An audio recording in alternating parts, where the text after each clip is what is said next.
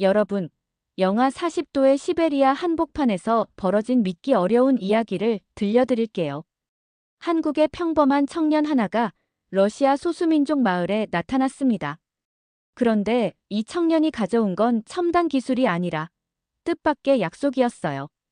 얼어붙은 땅 밑에서 생명의 물을 찾겠다는 약속 말이죠. 처음엔 모든 주민들이 등을 돌렸습니다. 어차피 또 떠날 거잖아라면서요. 하지만 이 이야기의 끝은 정말 놀라울 거예요. 한 사람의 진심이 어떻게 공동체 전체를 바꿀 수 있는지, 그리고 기술보다 더 강력한 게 무엇인지 보게 될 테니까요. 작지만 강한 나라 대한민국. 당신의 구독은 우리의 진짜 이야기를 세상에 알리는 힘이 됩니다. 시작 전 구독, 좋아요, 알림 설정 부탁드립니다. 시베리아 야쿠츠크는 지구상에서 가장 추운 곳 중 하나입니다. 영하 40도가 일상인 이곳에서 200명 남짓한 소수민족들이 살아가고 있어요. 그런데 최근 몇 년 사이 이상한 일이 벌어지기 시작했습니다. 만년동 토층이 조금씩 녹으면서 지하수가 오염되기 시작한 거죠.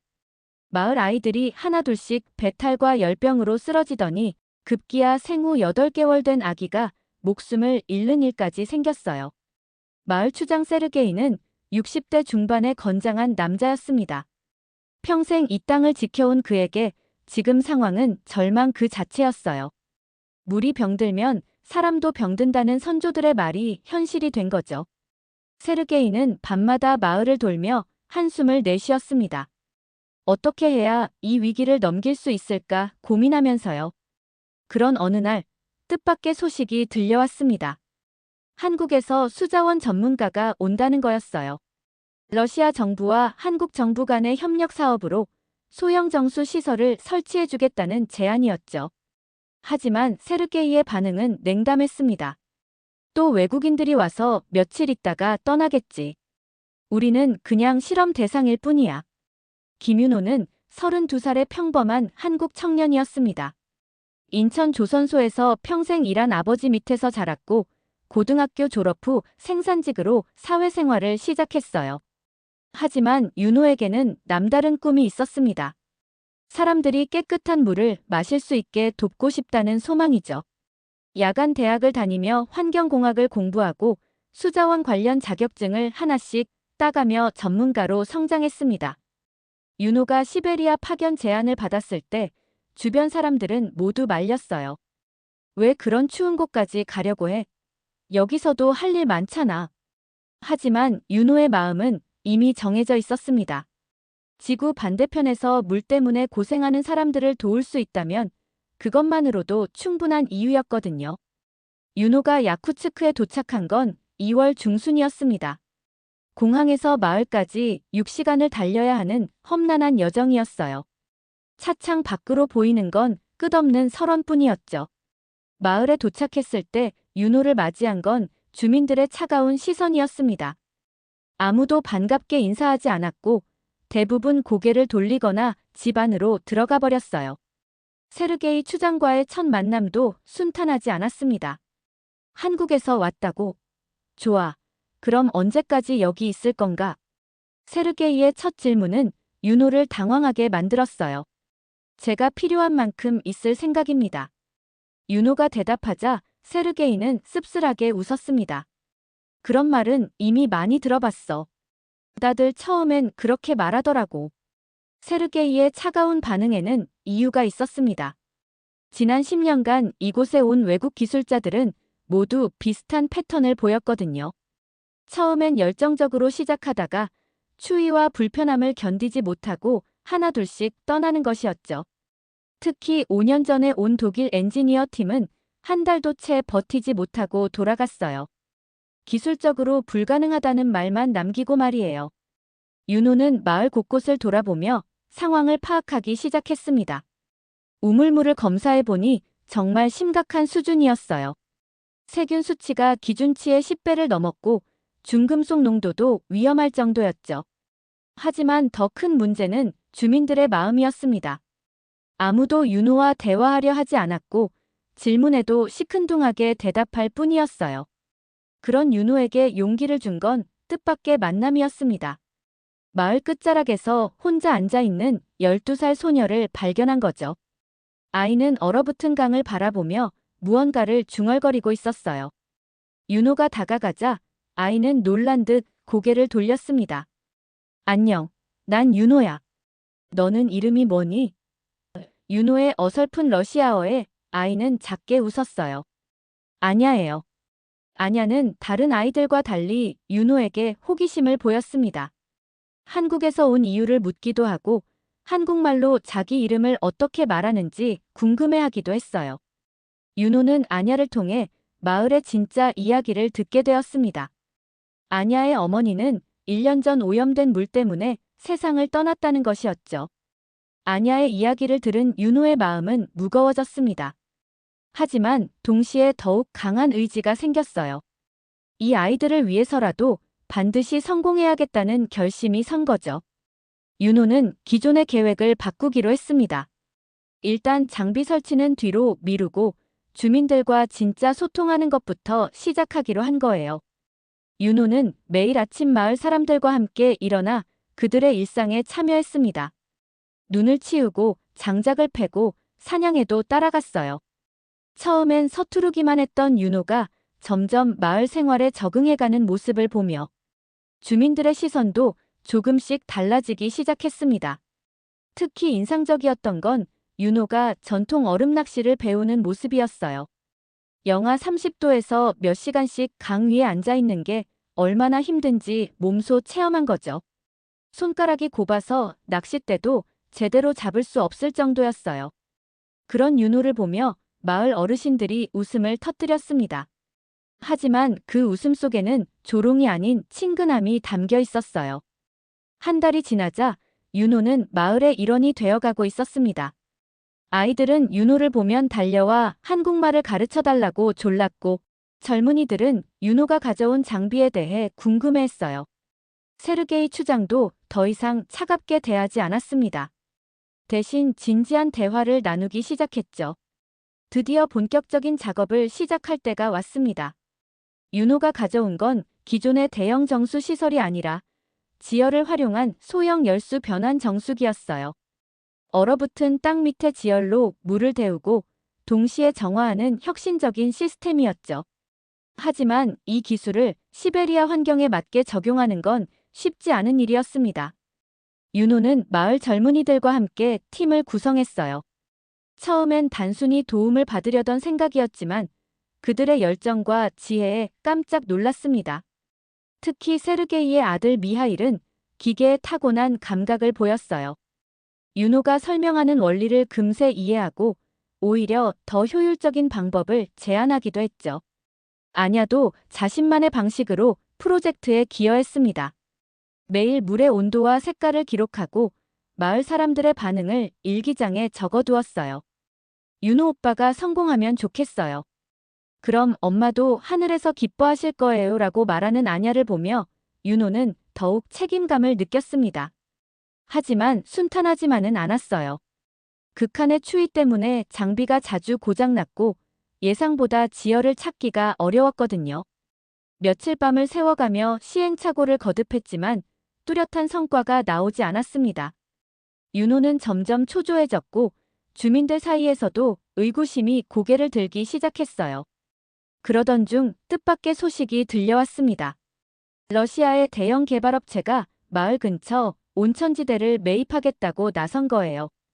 관광 리조트를 짓겠다는 명분이었지만 실제로는 지하자원 개발이 목적이라는 게 뻔했죠. 개발업체의 등장은 마을에 큰 충격을 가져왔습니다. 온천지대는 마을 주민들이 대대로 신성하게 여기던 곳이었거든요. 조상들의 영혼이 쉬는 곳이라고 믿어왔던 터였어요. 하지만 법적으로는 개인 소유도 아니고 정부 소유도 아닌 애매한 상황이었습니다. 세르게이 추장은 깊은 고민에 빠졌어요. 개발업체는 마을에 일자리와 현금을 제공하겠다고 약속했지만 그 대가로 마을의 정체성을 잃을 수도 있는 상황이었죠. 주민들 사이에서도 의견이 갈렸습니다. 젊은 층은 경제적 기회로 여겼지만 나이 든 분들은 강하게 반대했어요. 이런 혼란 속에서 윤호의 프로젝트에도 차질이 생겼습니다.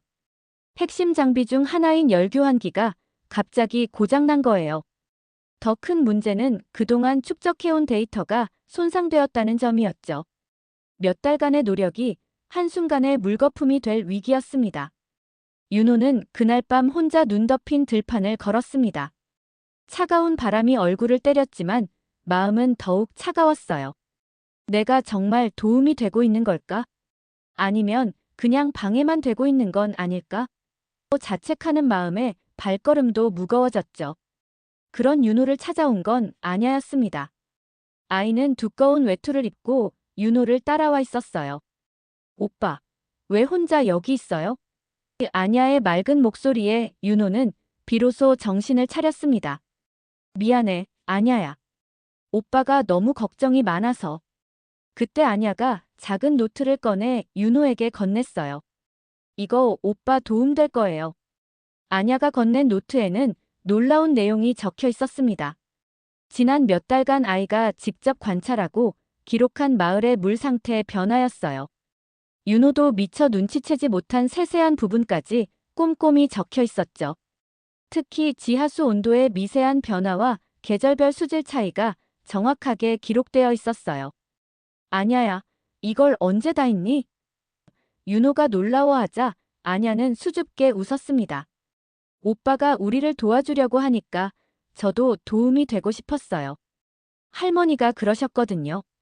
물은 살아있는 것이라서 매일 달라진다고요. 아이의 순수한 마음에 윤호는 감동했습니다.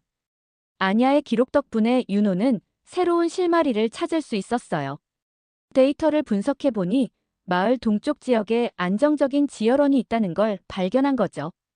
윤호는 새로운 희망을 품고 다시 작업에 돌입했습니다. 이번엔 마을 사람들의 반응이 달랐어요. 세르게이 추장이 직접 나서서 젊은이들을 동원했고 어르신들도 격려의 말을 아끼지 않았습니다. 이 청년은 진짜로 우리를 위해 여기 온 것 같아라고 수군거리는 소리가 들렸어요.